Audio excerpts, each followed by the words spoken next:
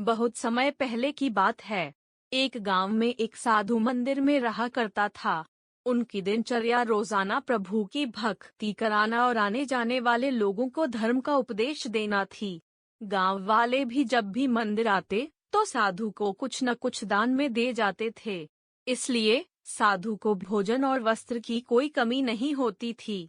रोज भोजन करने के बाद साधु बचा हुआ खाना छीके में रखकर छत से टांग देता था। समय ऐसे ही आराम से निकल रहा था, लेकिन अब साधु के साथ एक अजीब सी घटना होने लगी थी। वह जो खाना छीके में रखता था, गायब हो जाता था। साधु ने परेशान होकर इस बारे में पता लगाने का निर्णय किया। उसने रात को दरवाजे के पीछे से छिपकर देखा कि एक छोटा सा चूहा उसका भोजन निकाल कर ले जाता है। दूसरे दिन उन्होंने छीके को और ऊपर कर दिया ताकि चूहा उस तक न पहुंच सके, लेकिन यह उपाय भी काम नहीं आया। उन्होंने देखा कि चूहा और ऊंची छलांग लगाकर छीके पर चढ़ जाता और भोजन निकाल लेता था। अब साधु चूहे से परेशान रहने लगा था। एक दिन उस मंदिर में एक भिक्षुक आया।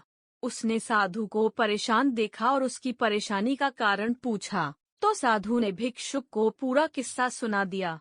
भिक्षुक ने साधु से कहा कि सबसे पहले यह पता लगाना चाहिए कि चूहे में इतना ऊंचा उछलने की शक्ति कहाँ से आती है। उसी रात भिक्षुक और साधु दोनों ने मिलकर पता लगाना चाहा कि आखिर चूहा भोजन कहाँ ले जाता है। दोनों ने चुपके से चूहे का पीछा किया और देखा कि मंदिर के पीछे चूहे ने अपना बिल बनाया हुआ है।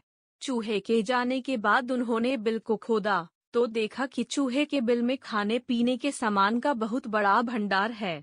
तब भिक्षुक ने कहा कि इसी वजह से ही चूहे में इतना ऊपर उछलने की शक्ति आती है। उन्होंने उस सामग्री का निकाल लिया और गरीबों में बांटा दिया। पाया तो उसका पूरा आत्मविश्वास समाप्त हो गया।